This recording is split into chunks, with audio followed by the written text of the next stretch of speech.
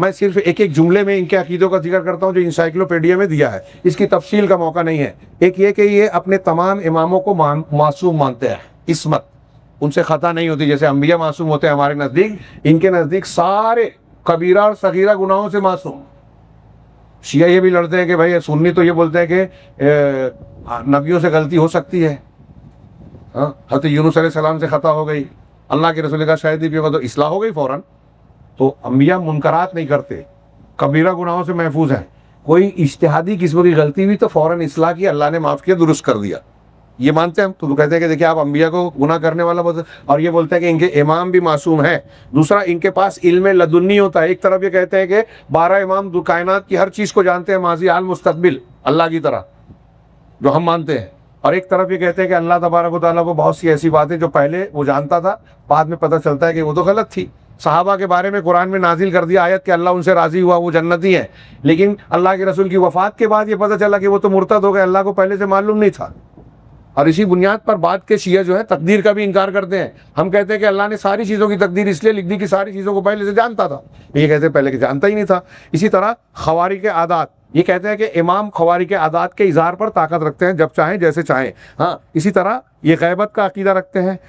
کہ ان کے بارے میں امام غائب ہو گئے ہیں اصلی قرآن لے کے، اور یہ غائب ہیں سورہ من رآ کے گھر میں داخل ہو گئے ہیں، اور وہ ایسے ایسے موقع پر نکلیں گے۔ رجعت کے قائل ہیں، محمد بن حسن عسکری کو مانتے ہیں آخری زمانے میں لوٹیں گے، اور بعض اور لوگوں کے سلسلے میں، اور بعض شیعہ حضرت علی کے سلسلے میں مانتے ہیں کہ واپس دنیا میں لوٹیں گے اور دنیا کو عدل انصاف سے بھر دیں گے۔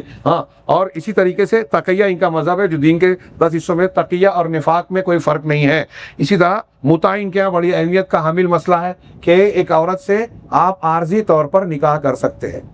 رات پہ ہمارے مصطفیٰ صاحب نے اس سلسلے میں شیعوں کی کئی روایت سنائی، اور اس کو اتنا غلو کیا کہ اگر کوئی عورت متع کراتی ہے تو وہ جنت میں جائے گی،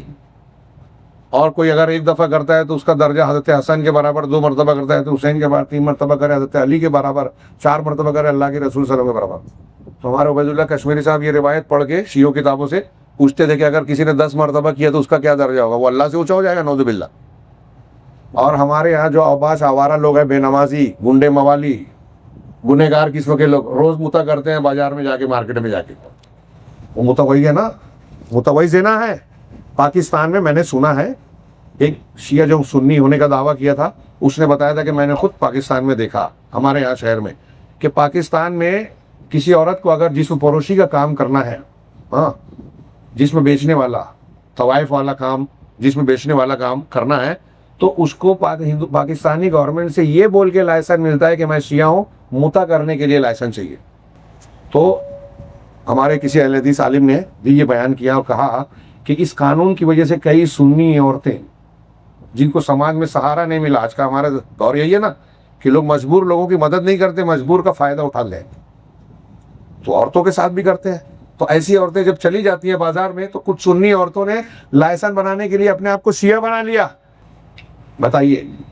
تو یہ متع، اس کی بڑی فضیلت بیان کرتے ہیں، اور اس کو بھی قرآن سے ثابت کرنے کو شروع میں تھا، اس کی تفصیل کا فی الحال موقع نہیں ہے۔ ان کے انتہائی بھیانک عقیدوں میں سے جو سوالیہ نشان پیدا کرتا ہے وہ یہ ہے کہ قرآن کو یہ تحریف شدہ مانتے ہیں۔ یہ جو مصحف ہمارے سامنے ہے، اصلی مصحف اس سے 3 گنا زیادہ تھا، سورہ احزاب سورہ بقرہ سے زیادہ بڑی تھی۔ سورۃ الولایہ کو حضرت ابوبکر اور حضرت عثمان نے اور صحابہ نے حذف کروا دی، ایک مستقل سورہ تھی جس میں حضرت علی وغیرہ کی ولایت اور خلافت کا ذکر تھا۔ سورہ فاتحہ جو ان کے یہاں سے چھپتی ہے، اس پہ 2-3 آیتوں کا اضافہ ہے، منظور نعمانی صاحب نے اس کا فوٹو چھاپا ہے۔ سورۃ النور، اس کا بھی فوٹو بعض علماء نے چھاپا ہے، جو ایران میں چھپتی ہے، لیکن یہ بولتے ہیں کہ ہم قرآن کو محرف نہیں مانتے، آپ کے سامنے ایسا کہیں گے۔ لیکن شیعوں کی جو بنیادی کتابیں ہیں اس میں 2-4 نہیں 5000 سے زائد روایتیں ہیں جو کہتی ہیں کہ قرآن میں ہر طرح کی تحریف ہوئی ہے، آگے پیچھے بھی صحابہ نے کر دیا، جو آگے تھا پیچھے کر دیا، جو پیچھے تھا آگے کر دیا، کچھ کم کر دیا، کچھ زیادہ کر دیا، کچھ ایسا ہے کہ الفاظ کو چینج کر دیا، اور ابھی بھی قرآن کی ایسی تفسیر کرتے ہیں کہ کہیں آپ ہنسیں گے اور کہیں روئیں گے، دور دراز کی۔ یخرج منہما اللؤلؤ والمرجان، 2 سمندر ملتے ہیں تو اس میں لولو مرد، 2 سمندر ملتے، 2 سمندر سے مراد فاطمہ اور علی ہے، شیعہ کہتے ہیں،